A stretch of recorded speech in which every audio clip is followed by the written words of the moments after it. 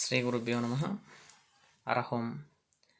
ಮನುಷ್ಯನಿಗೆ ಈ spinal cord ಅಂದರೆ ಮನುಷ್ಯನ ದೇಹದಲ್ಲಿರ್ತಕ್ಕಂಥ ಬ್ಯಾಕ್ ಬೋನಲ್ಲಿ ಸ್ಪೈನಲ್ ಕಾರ್ಡ್ ತುಂಬ ಪೇಯ್ನ್ ಬರ್ತಿದೆ, ತುಂಬ ತೊಂದರೆ ಬರ್ತಿದೆ, ನೋವು ತಡ್ಕೊಳಕ್ಕಾಗಲಿಲ್ಲ ಅಂದರೆ ಪುನರ್ಜನ್ಮದಲ್ಲಿ ಯಾವುದೋ ಕರ್ಮ ಇಲ್ಲ ಕೂಲಿ ಕಾರ್ಮಿಕರಿಗೆ ಕೆಟ್ಟದನ್ನು ಬಯಸಿ ಕೂಲಿ ಕಾರ್ಮಿಕರನ್ನು ಕೀಳಾಗಿ ನೋಡಿ ಕೂಲಿ ಕಾರ್ಮಿಕರಿಗೆ ನೋವನ್ನು ಅನುಭವಿಸಿದರೆ, ಇಲ್ಲ ಎತ್ತುಗಳಿಗೆ ಶೋಷಣೆ ಮಾಡಿ ಎತ್ತುಗಳನ್ನು ನೋಯಿಸಿದರೆ, ಇಲ್ಲ ಕಾರಣಾಂತರಗಳಲ್ಲಿ ಕೂಲಿ ಕಾರ್ಮಿಕರನ್ನು ಆಳಾಗಿ ತನ್ನ ಕೆಟ್ಟದಾಗಿ ವರ್ತನೆಯಿಂದ ಅವ್ರನ್ನ ನಡೆಸ್ಕೊಂಡಿದ್ರೆ, ಈಗಿನ ಜನ್ಮದಲ್ಲಿ ಮನುಷ್ಯ ತನ್ನ ಕರ್ಮ ಅನುಭವಿಸ್ಬೇಕು.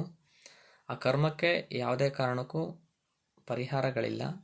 ಪರಿಹಾರಗಳ ಆಗಬೇಕಂತ ಹೇಳಿದ್ರೆ ರೈತರಿಗೆ ಎತ್ತಿನ ಗಾಡಿ ಕೊಡಿಸಿ ಎತ್ತುಗಳನ್ನು ದಾನ ಮಾಡೋದ್ರಿಂದ, ಎತ್ತುಗಳ ಲಾಯದಲ್ಲಿ ಕೆಲಸ ಮಾಡಿ ದಿನನಿತ್ಯನೂ ಆ ಗೋಮಯನ ಎತ್ತಿ ಹಾಕೋದ್ರಿಂದ, ಅದಕ್ಕೆ ಎತ್ತುಗಳನ್ನು ಡೈಲಿ ನಿತ್ಯ ಅವಕ್ಕೆ ನಿತ್ಯ ಯೋಗಕ್ಷೇಮಗಳನ್ನು ನೋಡೋದ್ರಿಂದ ಈ ಥರದ ಸಮಸ್ಯೆಗಳನ್ನು ಬಗೆಹರಿಸ್ಕೊತ ಹೋಗ್ತಿರ್ಬೋದು. ಒಂದು.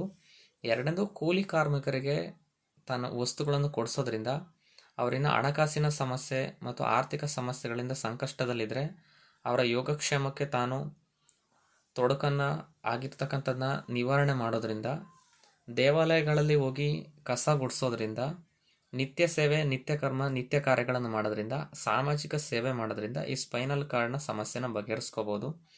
ಇದನ್ನು ಆದಷ್ಟು ಎಲ್ಲ ಜನಗಳು ಇವತ್ತಿನ ಕಾಲದಲ್ಲಿ ಮಾಡಬೇಕು.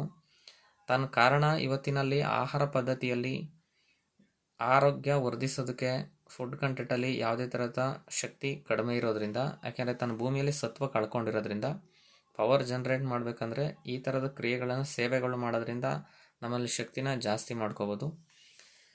ಸಕಲ ಸನ್ಮಂಗಳಾನಿ ಭವಂತು.